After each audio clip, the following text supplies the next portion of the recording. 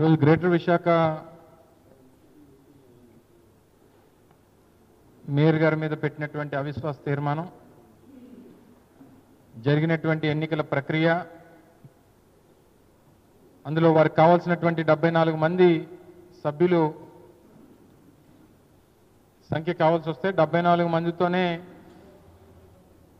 వారు అవిశ్వాసాన్ని గెలిచినటువంటి సందర్భాన్ని మనం చూసాం. వాస్తవానికి మీరందరూ కూడా నిన్న మొన్న అనేక సందర్భాల్లో స్థానికంగా ఉన్నటువంటి శాసనసభ్యులతో వారి పార్టీ నాయకులతో మాట్లాడినప్పుడు మా దగ్గర 80 మంది ఉన్నారు, మా దగ్గర 85 మంది ఉన్నారు, కావాల్సినటువంటి మెజారిటీ మాకుంది అని చెప్పి ఏ రకంగా ప్రచారం చేసుకున్నారో మీరు అందరూ కూడా చూశారు. వాస్తవానికి గత నెల 21వ తారీఖున మా మేయర్గా ఉన్నటువంటి హరివెంకట కుమారి గారి మీద అవిశ్వాస తీర్మానానికి లేఖనిచ్చినప్పుడు వారికి కావాల్సినటువంటి బలం ఏదైతే ఈ 74 మంది సభ్యుల తాలూకా సంఖ్య వారికి ఏదైతే అవసరం ఉందో ఆ బలం లేకుండానే వారు లేఖనిచ్చినటువంటి విషయం మీ అందరికీ తెలుసు. అంటే ఏ ఉద్దేశంతో మీరు ఆ రోజు లేఖనిచ్చారు?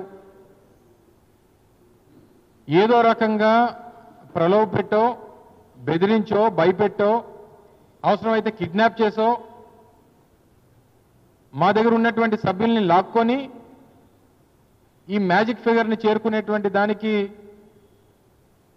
మేము ప్రయత్నం చేస్తాం అన్నటువంటి ఉద్దేశంతోనే మీరు చేసినట్టుగా కనబడతా ఉంది. సరే, ఏదేమైనప్పటికీ ఎన్నిక ప్రక్రియ జరిగిన తర్వాత కొంతమంది పెద్ద మనుషులు మాట్లాడినటువంటి మాటలు చూసాం. ధర్మం గెలిచింది, న్యాయం గెలిచింది, ఇటువంటి మాటలు మీరు మాట్లాడేటువంటి దానికి అర్హత లేదు. మీకు పెద్ద పెద్ద మాటలు మాట్లాడి ధర్మం గురించి, న్యాయం గురించి మాట్లాడేటువంటి నైతిక హక్కు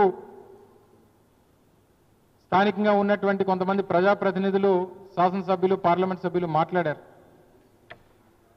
మీరు ఆ తాలూకా నైతిక హక్కును కోల్పోయారనేటువంటి విషయాన్ని తెలియజేస్తా ఉన్నాం.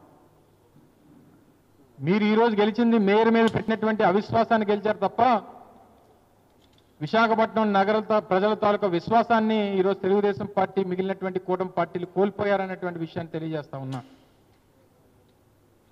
ప్రజాస్వామ్య పద్ధతిలో 2021లో జరిగినటువంటి ఎన్నికల్లో విశాఖపట్నం ప్రజలు వైఎస్ఆర్ కాంగ్రెస్ పార్టీకి మద్దతు పలికి 98 మంది కార్పొరేటర్కి ఎన్నికలు జరిగితే 59 మందిని గెలిపించి